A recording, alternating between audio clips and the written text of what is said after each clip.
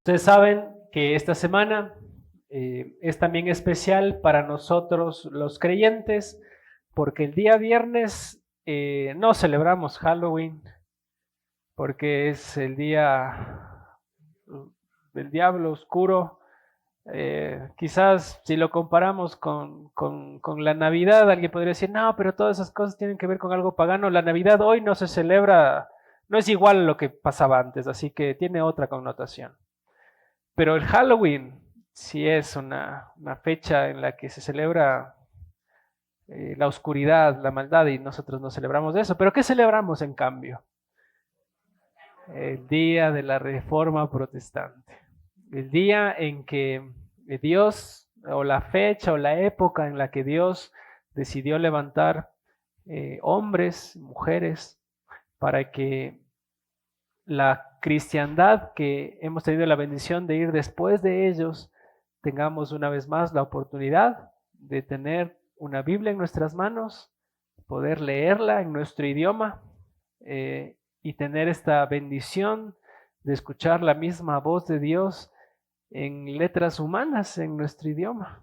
Así que bendecimos al Señor por levantar esa clase de personas. No alabamos, es impresionante la vida de esas personas que Dios utilizó, pero alabamos a Dios por encima de todas las personas, porque al igual que estos hombres que fueron utilizados por Él, y al igual que nosotros fueron hombres en las manos de un Dios poderoso, en las manos de un Dios grande, y alabamos a Dios porque a través de esos hombres vino la, la apertura una vez más de las escrituras, y hoy pues que nosotros la cristiandad de este último tiempo, eh, que podamos tener la Biblia en nuestras manos, leerla y sentir la bendición de Dios con nosotros.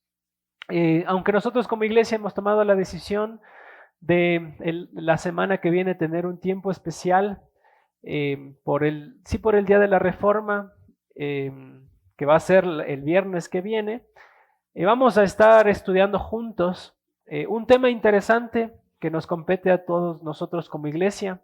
Y ya se los adelanté al iniciar la cena del Señor, y ese tema en general es los medios de gracia. ¿Ya? Una vez más, hermanos, los medios de gracia históricamente han sido conocidos como las formas, los instrumentos que Dios ha utilizado y utiliza en la congregación cristiana, en la iglesia local, para bendecir a su iglesia, para, para llenar a su iglesia, para edificar a su iglesia, para que nosotros podamos sentir juntos que Él está con nosotros como iglesia local. Y eso históricamente ha sido llamado los medios de gracia, y Dios en su gracia nos va a permitir conocer o tener un tiempo especial con ellos, de los que vamos a predicar la semana que viene. Sin embargo, hoy, porque es un día también especial para nosotros, porque hemos experimentado las ordenanzas del Señor, o la ordenanza del Señor, pensando en la cena de Cristo, pensando en la cena del Señor, he considerado que pensemos juntos en la otra ordenanza que viene juntamente con la cena del Señor. ¿Y cuál es esa otra ordenanza que nosotros tenemos prescrita en la palabra de Dios? Es Él. ¿Cuáles son las dos ordenanzas que nosotros creemos como iglesia cristiana que debemos practicar y recordar? El bautismo en agua a través de la inmersión y la cena del Señor. Ahora alguien podría preguntar, ¿no es cierto? Pero yo ya me bauticé, y entonces quizás este tema del bautismo no es tanto para mí. Pero vamos a ir viendo a la luz de estos textos que vamos a ir revisando sobre la enseñanza o sobre la ordenanza del bautismo, que mis hermanos, cada vez que nosotros pensamos en el bautismo, nosotros también debiéramos agradecer, ya me adelanto a la predicación, de una obra que nosotros como creyentes experimentamos a través de la fe en Cristo. Y esto es nuestra unión con Cristo. Hemos también compartido, hermanos, ¿recuerdan ustedes los énfasis que hemos mencionado que el apóstol Pablo predica tanto en Efesios como en Filipenses? Uno de estos énfasis es la frase en Cristo, en Él. en el Salvador. Y de ahí nace, hermanos, esta doctrina preciosa que a través, podríamos decir que comienza con el bautismo, la experimentamos nosotros como creyentes, que ahora estamos en Cristo, ahora nosotros somos parte de su cuerpo, que ahora nosotros estamos experimentándole a Él mismo, porque Él mismo se ha dado a su iglesia. Entonces eso vamos a estar revisando en esta mañana juntos, hermanos. Como ya les dije, los medios de gracia son aquellas formas que Dios utiliza en su iglesia para fortalecer la fe de su iglesia, para traer bendición a su iglesia, para cultivar el crecimiento espiritual en la vida de su pueblo. Eso es un medio de gracia. Y el bautismo es uno de ellos, junto con la cena del Señor. Antes, mis hermanos, de ascender al cielo, el Señor Jesucristo mandó a sus discípulos a hacer otros seguidores. Y no solamente les mandó a hacer seguidores en el lugar donde ellos estaban, sino a dónde, hermanos. Por lo que leemos en Mateo 28, 19 y 20, a todas las naciones, ¿no es cierto? Y ellos tenían que hacer discípulos a todas las naciones. ¿De qué manera? Testificándoles a estos que aún no habían conocido a Cristo. ¿A quién? Al Señor, testificándoles de Cristo, y a la vez que invitándoles a ellos a que se identifiquen a través de un testimonio público de su unión con Cristo, de haber muerto juntamente con Jesús y de ser una vez más levantados con Él por el poder con el cual Dios levantó a Cristo de los muertos, para que puedan ellos vivir una vida nueva. Y de esta manera nosotros podemos decir, hermanos, que el texto de Mateo 28, 19 y 20 nos hace pensar a nosotros que el bautismo tiene gran importancia en medio de la vida de la iglesia local. Es importantísima para nosotros, mis hermanos, porque esta disposición de bautizarse no es opcional, sino más bien es un mandato que debe ser obedecido por cada creyente. Entonces con eso ponemos sobre el tapete, mis hermanos, para aquellos que aún no están bautizados, que usted, si se identifica con Cristo, tiene que bautizarse.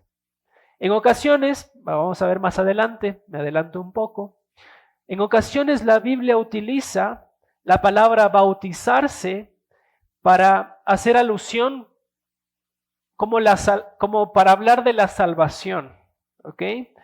Cuando el apóstol Pedro está dando su discurso en el libro de Hechos, él dice: arrepiéntanse y bautícense todos en el nombre de Cristo. Y ahí nosotros podríamos pensar, pero ¿acaso el apóstol Pedro o el apóstol está diciéndonos que es necesario que nosotros nos bauticemos para ser salvos? Sabemos que, y vamos a llegar a la conclusión de que no, pero noten ustedes, hermanos, que para el apóstol el creer en Cristo, la profesión externa que alguien pueda hacer con su boca, está tan estrechamente ligado con la decisión de esa persona para identificarse con Cristo a través del bautismo, que para el apóstol es decir lo mismo. ¿Se dan cuenta? Entonces no es que él está, o los apóstoles o los escritores de la Biblia, utilizando el término bautismo como diciendo que nosotros somos salvos por hacer una acción en particular, sino que está tan estrechamente ligado el pensamiento de que alguien que es creyente va sí o sí a tomar la decisión de identificarse con Cristo en su muerte, en su sepultura y en su resurrección. Alguien podría decir, ¿no es cierto? Pero entonces yo soy cristiano, yo ya he conocido al Señor tanto tiempo y no he tomado la decisión de bautizarme. ¿Hay alguna excepción para que un cristiano no se bautice? Bueno, le respondo a esa pregunta con la respuesta que dio un pastor. Y él dijo de esta manera: la única excepción podría ser la imposibilidad física, como en el caso del ladrón arrepentido en la cruz. Un prisionero a quien se le prohíba la ordenanza, o una circunstancia similar que va más allá del control del creyente. La persona que no está dispuesta a bautizarse es, en el mejor de los casos, un creyente desobediente. Y si persiste en hacerlo, cuando no haya estas razones, estas circunstancias que le impidan hacerlo, hay un motivo para dudar de la autenticidad de su fe. Si alguien no está dispuesto a cumplir con este simple acto de obediencia delante de los hermanos en la fe, difícilmente estará dispuesto a identificarse con Cristo delante del mundo incrédulo. Fuerte, ¿no es cierto? Fuerte. Si alguien no está dispuesto, que afirma que es creyente, ante proclamar su decisión de fe delante de los hermanos que son parte del mismo cuerpo juntamente con él, probablemente no estará dispuesto a identificarse con Cristo delante del mundo que le rodea. Y ahí sería cuestionable, ¿no es cierto?, si esa persona en realidad conoció a Cristo. Pero mis hermanos, junto con la cena del Señor, el bautismo es una ordenanza establecida por Cristo mismo. Mis hermanos, cuando hablamos de ordenanza, el mismo diccionario, si vamos al diccionario de la Real Academia Española de la Lengua, dice que una ordenanza es un mandato, una disposición, es una expresión arbitraria de la voluntad de alguien. Es una persona diciéndonos a nosotros lo que tenemos que hacer.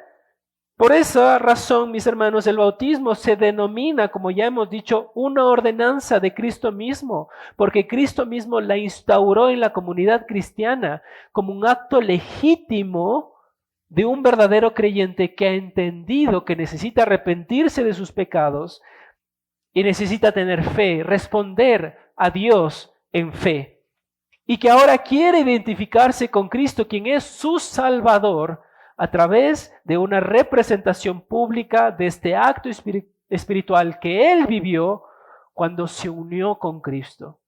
Entonces el acto público del bautismo representa este testimonio delante de los hermanos, que alguien más ha decidido decir: yo soy creyente y me sumo a este grupo de hermanos que también han afirmado conmigo que son creyentes y que han sido transformados completamente en su vida. Y que ahora yo soy, a través de la fe en Cristo y a través de este acto visible, parte o posesión de Cristo. Yo soy de Cristo. Y Cristo es mío. Mis hermanos, la palabra que se utiliza en el Nuevo Testamento para hablar del bautismo es la palabra baptizo. Y es la palabra que se utiliza en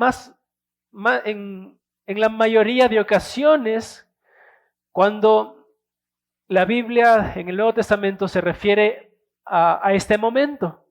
Y la palabra bautizo significa esto, mis hermanos: hundir, significa sumergir, significa inmergir algo en agua. ¿Recuerdan ustedes a Lidia en el libro de Hechos? ¿Cuál era el oficio de Lidia? Vender tejidos de púrpura, ¿no es cierto?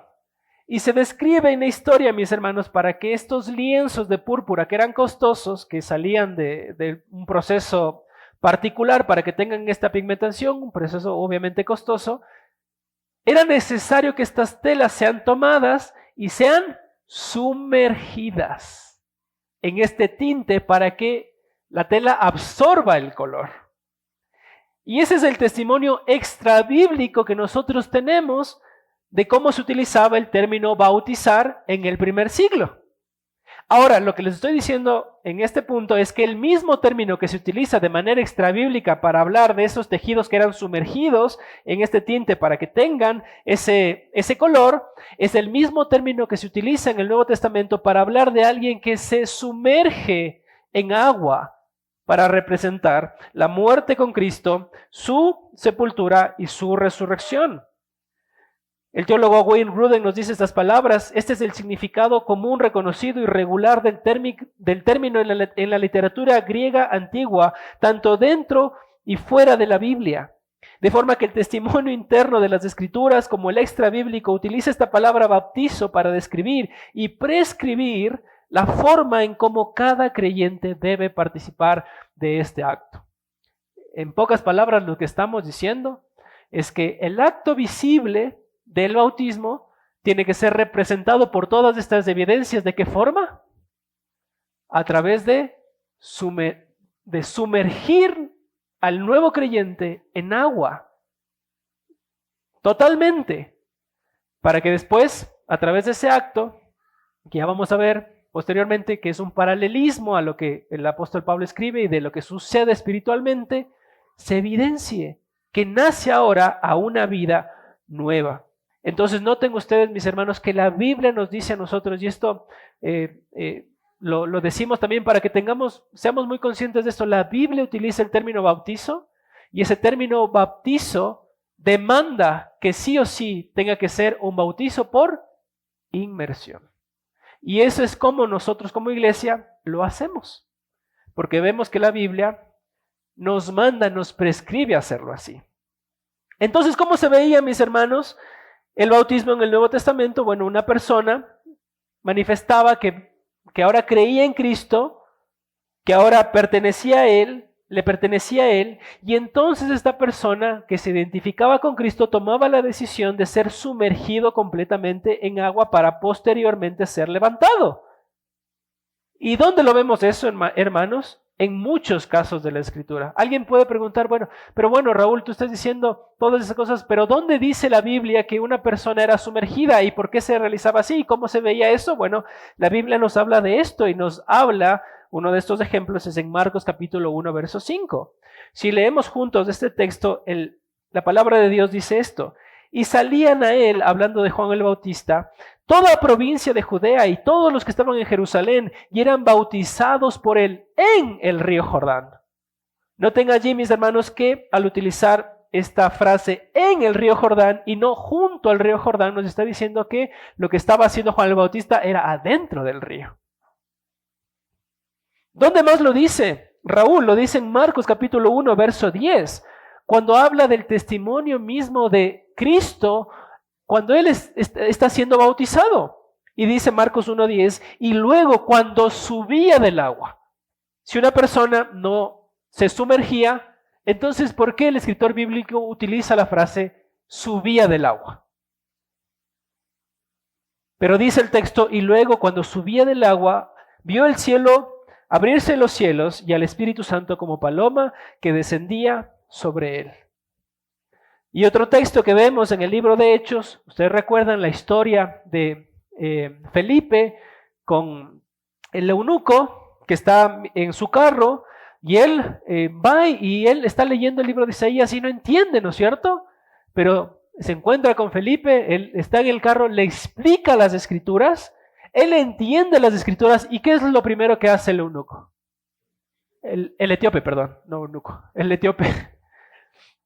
Le dice, ¿qué impide que yo sea bautizado? Y entonces dice el relato en Hechos 8, del 36 al 39, y yendo por el camino llegaron a cierta agua y dijo el eunuco, así era el eunuco, y era de Etiopía, las dos cosas. Dice el texto, y yendo por el camino llegaron a cierta agua y dijo el eunuco, aquí hay agua, ¿qué impide que yo sea bautizado? Y utiliza, ¿qué dijimos? ¿Cuál era el término que se utiliza para bautizo? Baptizo, sumergir completamente.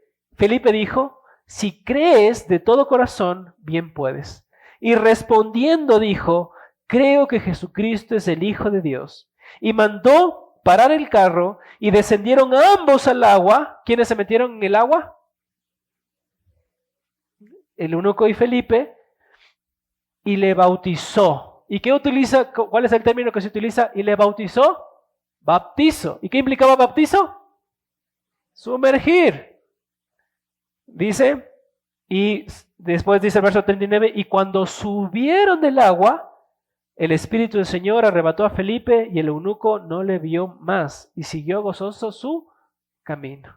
Entonces se dan cuenta, hermanos, que en los diferentes relatos y porciones de las Escrituras es evidente la manera en cómo se prescribe el bautismo y es la manera, mis hermanos, en cómo nosotros como iglesia hemos decidido hacerlo porque es el testimonio de la palabra de Dios. Y si alguien quiere bautizarse, nosotros tendríamos que explicarle a esa persona la necesidad de identificarse con Cristo, siendo sumergido en su muerte, en su sepultura y al levantarse en su resurrección. Mis hermanos, así como estas, hay otras evidencias que nos muestran a nosotros la necesidad de sumergirse para experimentar el bautismo.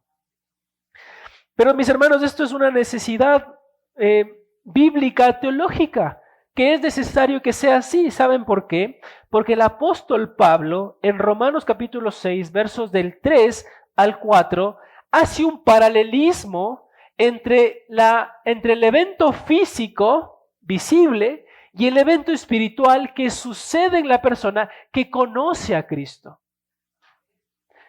Miren lo que dice el apóstol Pablo en esta porción, Romanos 6, del 3 al 4. ¿O no sabéis que todos los que hemos sido bautizados en Cristo, hemos sido bautizados en su muerte? Porque somos, y miren aquí el paralelismo, somos sepultados juntamente con Él para muerte por el bautismo, a fin de que como Cristo resucitó de los muertos por la gloria del Padre, así también nosotros andemos en vida nueva. Entonces, mis hermanos, en otras palabras, la salvación que implicó a través de Cristo, que Él muera, que Él sea sepultado y que Él se levante. Y de la misma forma, entonces, el bautismo, en Romanos 6, 3 al 4, nos lo dice Pablo, que es una muestra en cómo nosotros compartimos o somos parte juntamente con Cristo en la muerte, sepultura y resurrección de Cristo.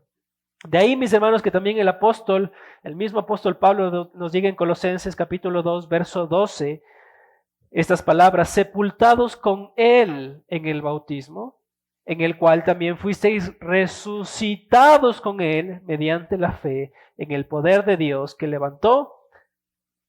levantó de los muertos,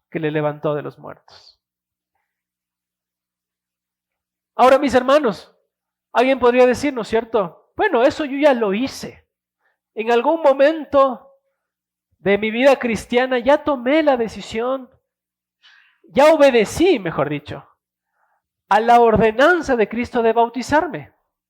Pero, ¿qué otras implicaciones traería para mí pensar una vez más en el bautismo? Y les leo, mis hermanos, para que podamos pensar en algunas de las implicaciones hoy de considerar el bautismo. Les leo un texto que fue escrito por hermanos bautistas en 1689 que nos dice estas palabras. Miren y noten ustedes, el bautismo es una ordenanza del Nuevo Testamento instituida por Jesucristo con el fin de ser para la persona bautizada, y presten atención a esto, una señal. De vuelta, el bautismo es una ordenanza del Nuevo Testamento instituida por Jesucristo con el fin de ser para la persona bautizada una señal. ¿Una señal de qué? Una señal de su comunión ¿con qué? Con Él. ¿Con quién? Con Cristo. ¿En qué? En su muerte y resurrección. Es una señal de ¿qué más? De estar injertado en Él. Una señal de ¿qué más? De la remisión de sus pecados y de su entrega a Dios por medio de Jesucristo para vivir y andar en novedad de vida. ¿Qué es lo que estamos diciendo, mis hermanos? En otras palabras, a través de este texto, que el bautismo físico que nosotros experimentamos en un punto de la historia en nuestra vida como cristianos, fue el acto físico, pero cada vez que nosotros recordamos ese acto en el que hemos decidido decirle al mundo, creyente y no creyente, la dirección a la que hemos volcado nuestra vida, y cada vez que lo recordamos, estamos nosotros recordando que estamos unidos a Cristo. Estamos recordando, mis hermanos, que nosotros hemos sido injertados en el buen olivo, que nosotros somos parte de Él. Estamos recordando, hermanos, que Él nos ha perdonado, porque con Él hemos muerto al pecado y con Él hemos sido levantados. Recordamos, mis hermanos, que a través de este acto de muerte, sepultura y resurrección, Cristo nos ha dado a nosotros la facultad de vivir en novedad de vida. Entonces es importante para nosotros como cristianos, a pesar de ya haber experimentado el bautismo, considerar de vuelta estas verdades sobre el bautismo, mis hermanos. Claro que sí. Porque nos recuerda, hermanos, el lugar en el que hemos sido colocados por Dios cuando vinimos a Él en arrepentimiento y fe. Estamos en Cristo, mis hermanos. ¿Y saben cómo eso se conoce? En la historia y en la Biblia. Este acto interno que Él ha hecho en nosotros. Porque el acto físico ya hablamos de una representación visible. Pero hay algo más, hay un acto invisible que sucedió con nosotros cuando venimos a la fe. ¿Y cuál es ese acto invisible, hermanos, que Dios ha hecho con nosotros? El bautismo del Espíritu Santo. Entonces, hermanos, nosotros nos identificamos de una manera física con Cristo, de una manera visible. Pero nosotros, a través de ese acto, estamos representando un acto invisible que ha sucedido en la vida del creyente cuando él ha venido a Cristo. ¿Y cuál es ese acto invisible? Que nosotros hemos sido bautizados por el Espíritu Santo de Dios. ¿Qué nos enseña, mis hermanos, el bautismo del Espíritu Santo? El bautismo del Espíritu Santo nos recuerda, hermanos, que ahora una vez más estamos en Cristo, estamos en Él, nos hemos sumergido en Él. ¿Qué dijimos que significaba la palabra bautismo? Sumergir, inmergir, y el testimonio extra bíblico como bíblico. Y lo que nos está invitando a pensar en esta mañana, el bautismo del Espíritu, es que ahora nosotros, por medio del Espíritu, estamos en Cristo, estamos en Él. Estamos en Él. Esa era una promesa, mis hermanos, del Nuevo Testamento. Jesús les dijo a sus discípulos en Mateo capítulo 3, verso 11, yo a la verdad, Juan el Bautista, hablando de Cristo en el Nuevo Testamento, dice, yo a la verdad os bautizo, les dice a sus discípulos Juan el Bautista, en agua para arrepentimiento. Pero el que viene tras de mí, cuyo calzado no soy digno de llevar, es más poderoso que yo. Él os bautizará en Espíritu Santo y en fuego. Y el apóstol Pablo dice en Romanos 3 al 4, ¿no sabéis que todos hemos sido bautizados en Cristo Jesús? Hemos sido bautizados por su muerte porque somos sepultados juntamente con Él para muerte por medio del bautismo, a fin de que como Cristo resucitó de los muertos para la gloria del Padre, así también nosotros andemos en vida nueva, en vida nueva. Entonces, mis hermanos, aunque el bautismo físico es la representación visible, cuando una persona baja las aguas, esa persona, ese acto visible está representando una realidad mucho más grande que la que podemos percibir con nuestros sentidos. Porque lo que está sucediendo interiormente, espiritualmente, en alguien que ha conocido a Cristo es que su unión profunda con Cristo. El estar en Él. Mis hermanos, de ahí que el apóstol Pablo, cuando le escribe a la iglesia de Corinto, y les dice en uno de los capítulos, exhortándoles a ellos, ¿cómo pues ustedes menospreciarán el estar unidos a Cristo y se unirán los miembros de su cuerpo con los de una prostituta? Entonces ven ustedes lo que está pensando el apóstol Pablo.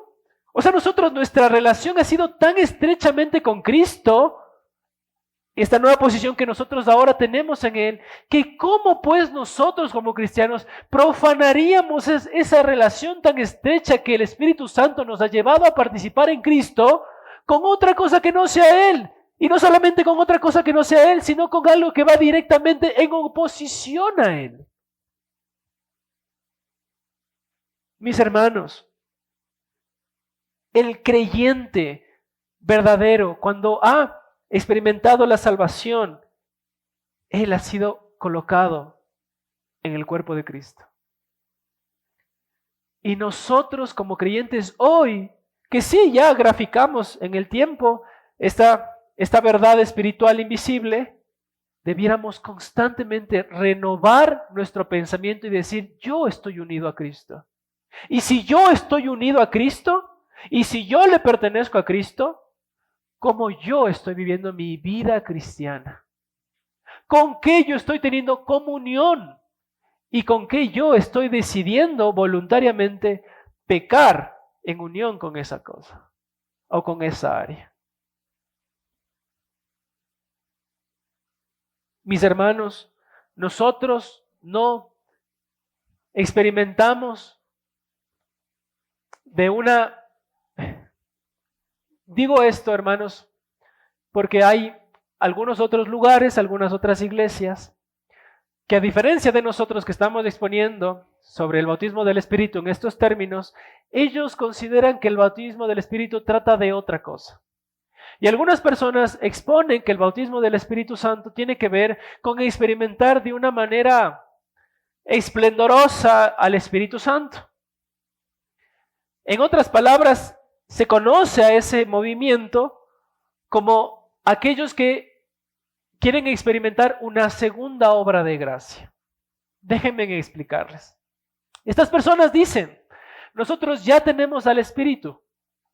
Y como ya tenemos al Espíritu, ok, somos hijos de Dios. Pero este grupo va más allá y dicen, pero nosotros como cristianos necesitamos experimentar de una manera más profunda al Espíritu Santo. Necesitamos una segunda obra de gracia para que nosotros ahora podamos tener el fuego del Espíritu y asimismo experimentar lo que los apóstoles experimentaron en el primer siglo cuando ellos recibieron al Espíritu Santo.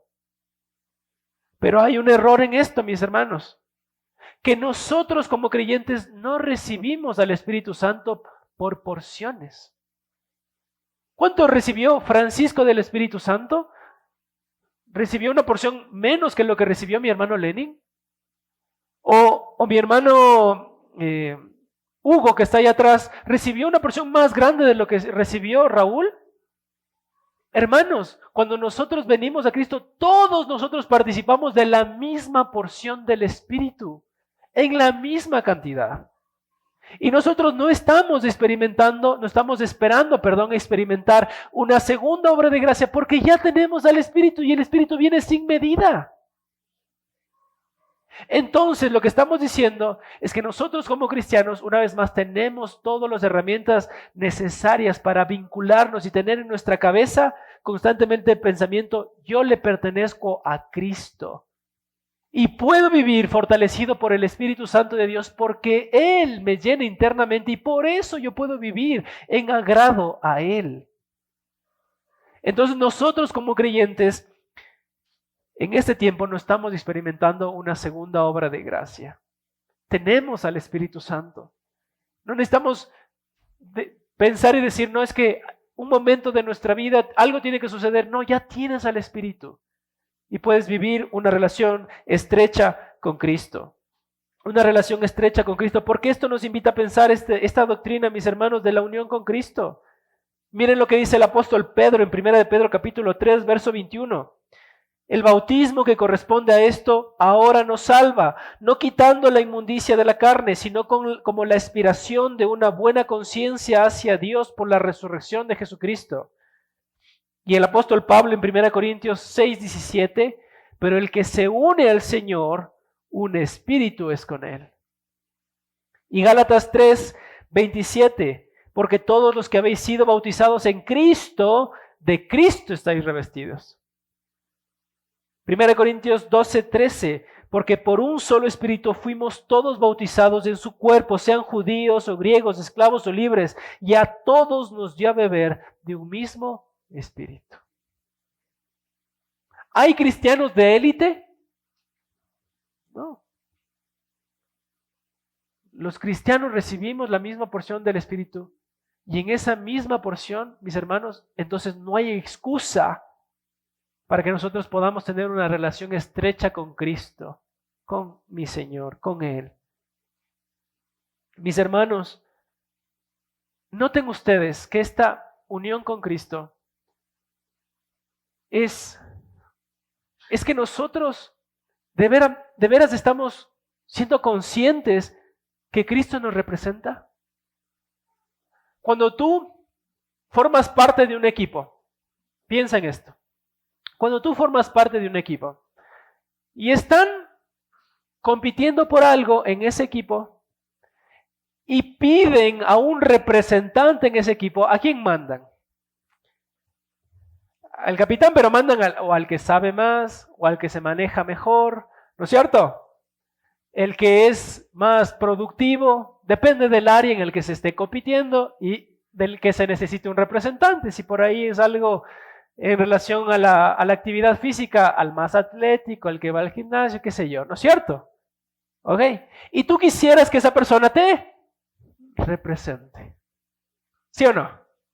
Porque sabemos que si esa persona gana el premio, o obtiene el primer lugar, entonces todo el equipo recibe lo mismo. ¿No es cierto?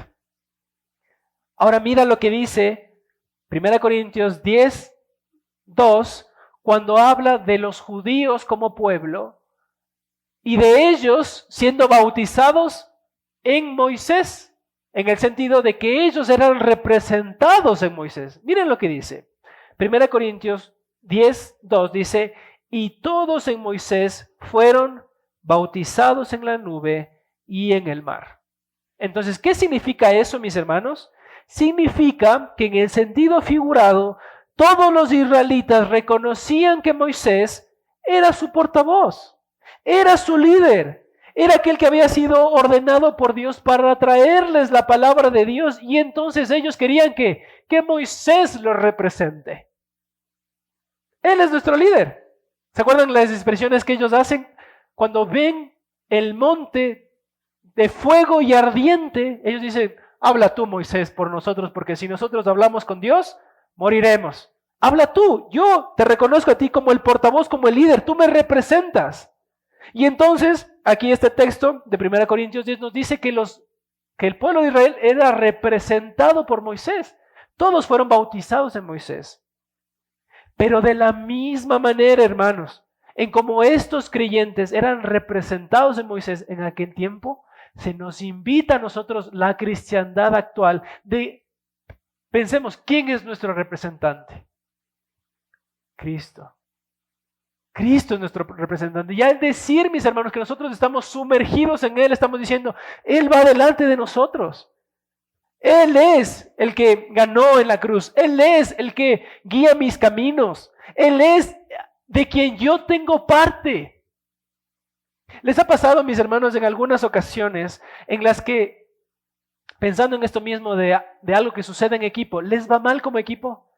Y después viene el jefe o viene la persona del área y les dice las cosas que hicieron mal. Y probablemente pueda estar hablando no de ti, pero sí de alguien de parte del equipo, ¿no es cierto? Y le comienza a reprender y le comienza a decir las cosas que hizo mal. ¿Cómo te sientes tú a pesar de que no seas tú directamente la persona de la que se está hablando? Pero eres parte del equipo, ¿no es cierto? ¿Y qué sientes? Vergüenza. Y después pensamos, no, pero la siguiente nos va a ir mejor, ¿no es cierto? Porque nos sentimos parte de ese equipo. Ahora, mis hermanos, nosotros en esta parte espiritual, Cristo es nuestro representante. Cristo es el que va adelante. Y yo, si de algún grupo quisiera ser parte, yo quisiera ser de parte del grupo de Cristo. Del equipo de Cristo. Porque Él sabe, porque Él conoce, porque Él es Dios, porque Él me representa. Y porque yo siento y vivo lo que Él vive. Y puedo apropiármelo a mí porque Él murió por mí. Porque ahora yo estoy en Él. Entonces, mis hermanos, notamos que esta verdad espiritual es profunda para nosotros como creyentes hoy. Y es un medio de gracia, de ahí que lo estamos revisando. Es la forma en la que Dios bendice a su pueblo. ¿Saben por qué? Probablemente nosotros no hemos tenido ahora como iglesia muchos bautismos, muchos bautizos en la iglesia y hemos levantado de vuelta la tapa acá para hacerlo acá o probablemente programar algún otro lugar. Pero mis hermanos, si los tenemos en el futuro, cuando nosotros miremos a esas personas que están tomando la decisión de bautizarse y de declarar a los creyentes, a los no creyentes, cuál es ahora su nueva realidad en Cristo, nosotros debiéramos gozarnos por todas estas verdades espirituales que hoy estamos revisando juntos. Porque ahora puedo decir, ese hermano se está uniendo a Cristo. Ese hermano está perteneciendo al mismo cuerpo del que yo soy parte. ¿Se dan cuenta? Y nosotros a la vez mirando a esa persona que está tomando ese acto de obediencia, decir y recordar para nosotros mismos el compromiso que nosotros hicimos para caminar en fidelidad a Cristo. De ahí, mis hermanos, que si alguien podría preguntar, ¿quiénes deben participar del bautismo? Miren la respuesta. Se las doy de la misma manera en las palabras de un pastor, Sam Waldron. Él dice: los que realmente profesan arrepentimiento para con Dios y fe en nuestro Señor Jesucristo y obediencia a Él son los únicos sujetos adecuados para esta ordenanza. Y lo repito de vuelta: los que realmente profesan arrepentimiento para con Dios y fe en nuestro Señor Jesucristo y obediencia a Él son los únicos sujetos adecuados para esta ordenanza, porque implica, mis hermanos, si yo me estoy identificando con Cristo, estoy implicando en esa misma declaración que yo estoy dispuesto a obedecer a Cristo, a vivir para Cristo. De ahí, mis hermanos, que una persona bautizada tiene que mostrar en su vida que ha cambiado, que es una nueva criatura. Y solo el que dé un testimonio externo de esta realidad interna que estamos revisando es el sujeto más adecuado para participar de eso. Porque alguien podría decir: no, es que yo, como todos se bautizan, entonces yo también me bautizo. Pero, no es un acto así nomás, ¿no? Al igual que la cena del Señor no es comer pancito y tomar una copita, no es eso. Es una realidad más espiritual, más profunda. Y si tú no estás discerniendo eso, y si tú no estás viendo que es necesario que en el bautismo, para participar del bautismo, tú estás diciendo que quieres sujetarte a Cristo y ser obediente a Él, entonces no estás preparado para el bautismo. ¿Se dan cuenta?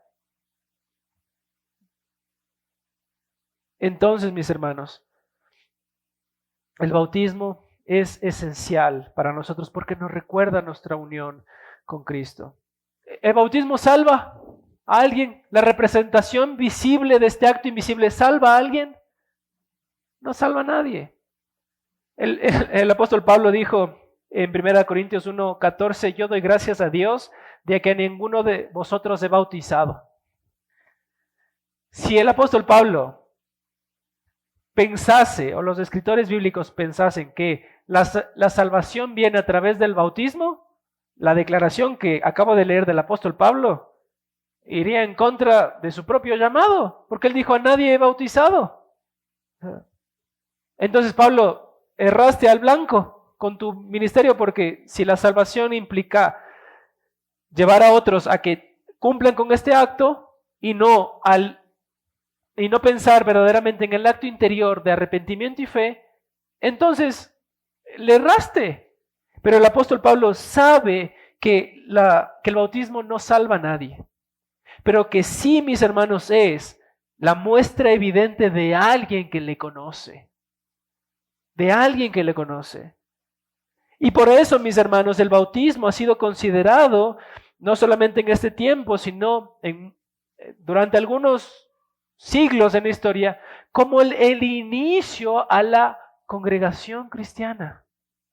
¿Se acuerdan que yo les dije, hermanos, que está tan estrechamente relacionado el creer en Cristo con el bautizarse, que algunos escritores bíblicos ponen simplemente bautizarse para hablar de los dos?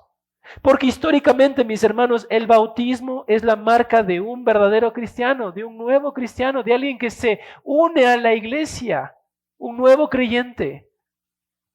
Juan Calvino dijo: el bautismo es la marca de nuestro cristianismo y el signo por el cual somos recibidos en la sociedad de la iglesia, para ser injertados en Cristo, para que seamos contados entre los hijos de Dios. Nos ha sido dado por Dios mismo el primer lugar para servir a nuestra fe en Él y el segundo lugar para confesarla delante de los hombres. Entonces se dan cuenta que incluso esta representación visible del acto invisible que Dios ha hecho con nosotros es la iniciación de alguien en una iglesia en particular, de un nuevo creyente, y de esa iglesia identificando: Él es mi hermano.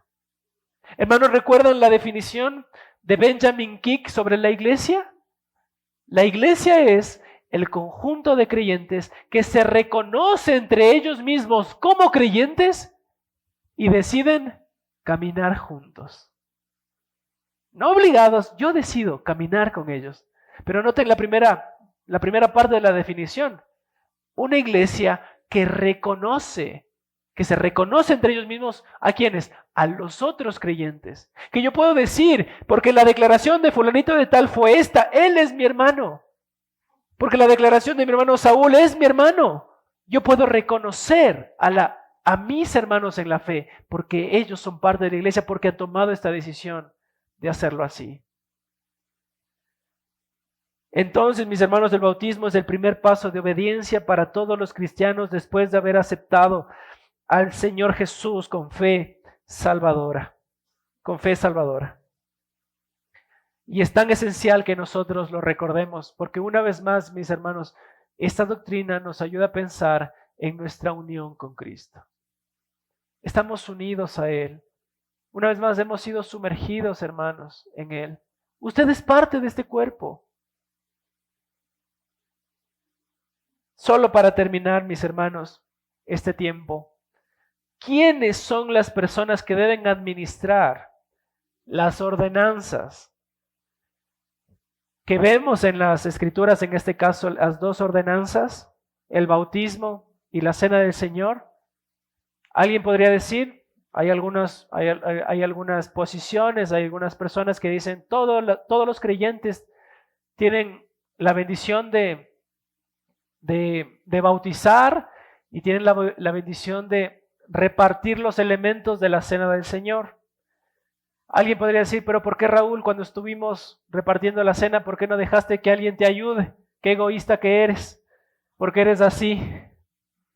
Mis hermanos, porque todo tiene un sentido a la luz de la palabra. Y quiero invitarles a pensar en esto. ¿De quiénes son los que deben administrar estos sacramentos? A la luz de la palabra, por lo que puedo notar y colocarme también en el grupo de estos hermanos que consideran lo mismo, es que el liderazgo de la iglesia tiene que administrar estos elementos, estas ordenanzas. ¿Por qué razón? Vean conmigo, mis hermanos, lo que dice la palabra. Abran conmigo, mis hermanos, 1 Corintios capítulo 4, del 1 al 2. El apóstol Pablo está hablando de él y está hablando de sus colaboradores, es decir, otros apóstoles. Y miren lo que dice el apóstol Pablo en 1 Corintios 4:1, dice que todo hombre nos considere. Está ahí incluido ¿quiénes? El apóstol y sus otros consiervos, los otros apóstoles. Que todos los hombres nos consideren de esta manera, como servidores de Cristo y administradores de los misterios de Dios. Ahora bien, además, se requiere de los administradores que cada uno sea hallado fiel. A la luz de este texto y de otros textos, mis hermanos, podemos notar que al igual que Pablo y sus colaboradores, y ellos levantando a otras personas con el liderazgo en la iglesia, ese liderazgo de las personas que están en el liderazgo de la iglesia, aquellos que son encargados de ser ¿qué? Los administradores de Dios. No porque nosotros tengamos una coronita, ¿no?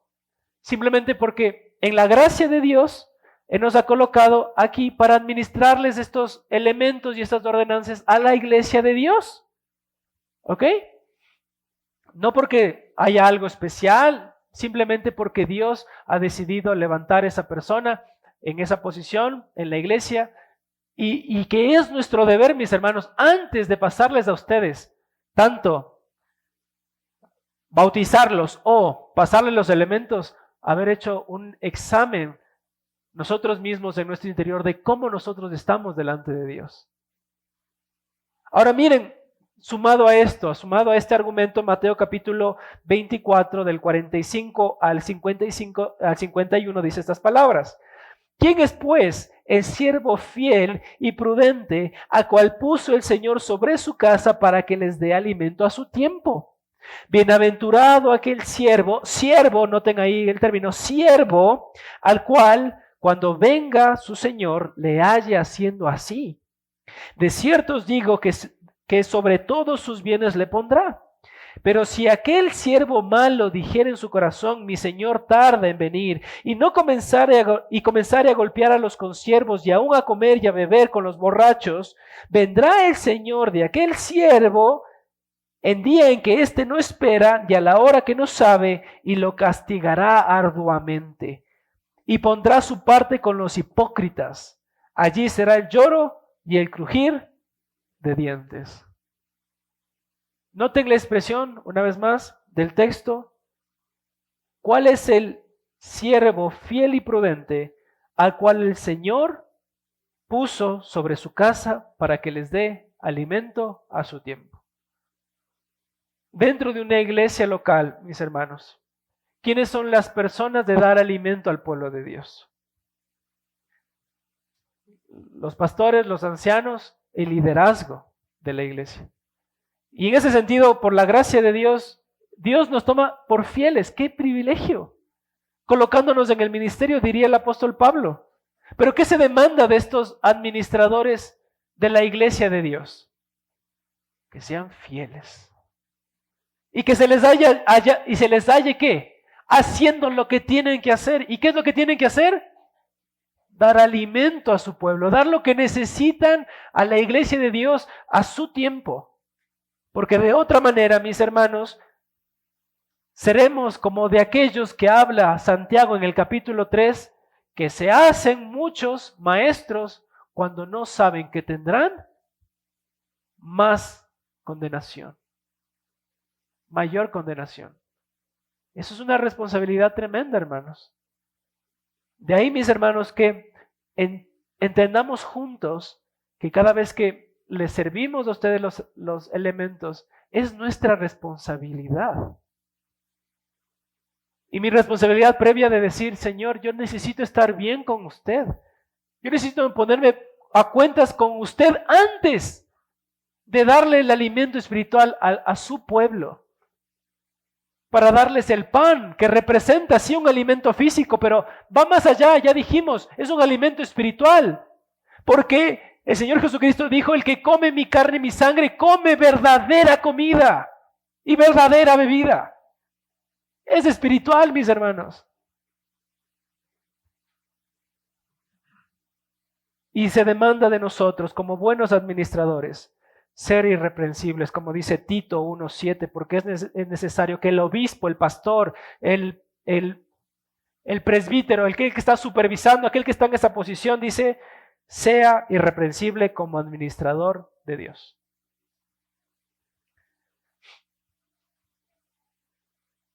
Nada más para terminar, hermanos, unas cuestiones prácticas para nosotros como iglesia.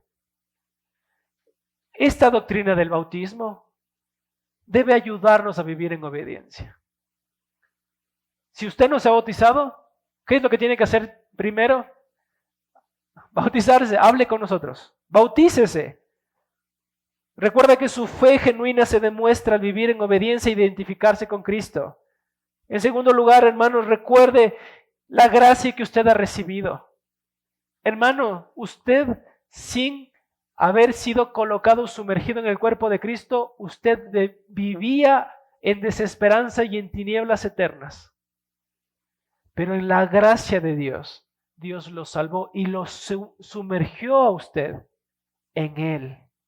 Entonces recuerde, mis hermanos, la gracia que ha recibido. Recuerde, mi hermano, la identidad que tiene en Cristo. Usted está en Él.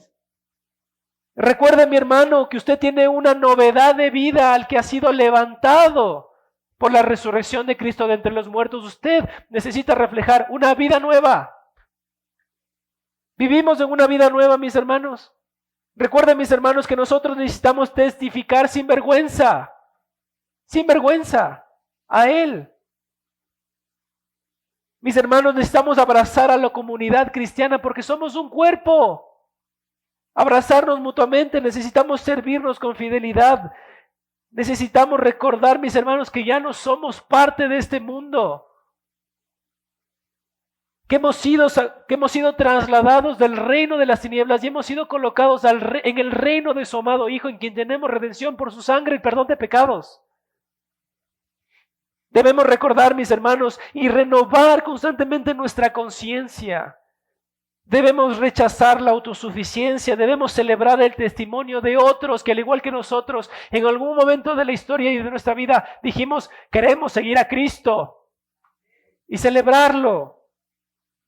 Debemos proclamar el Evangelio, debemos permanecer fiel a las pruebas, debemos valorar la autoridad espiritual, debemos recordar la limpieza espiritual que demanda el estar cerca y unidos a Cristo.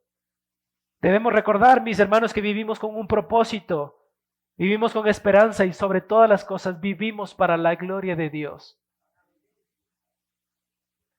Entonces, hermanos, recordar el bautismo como un medio de gracia sí que es importante para nosotros como iglesia. Es la manera, como ya dijimos, los medios de gracia son los instrumentos que Él utiliza en medio de su iglesia, prescritos por la palabra de Dios. ¿Para qué? Para traer bendición a su pueblo.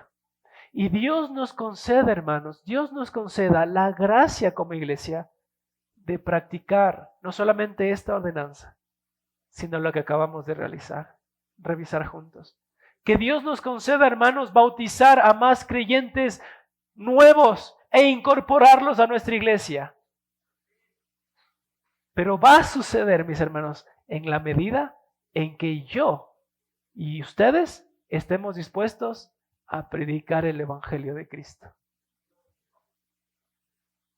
y traer a esta comunidad no solamente a más gente, no, a nuevos creyentes para con ellos compartir la vida que tenemos con el Señor.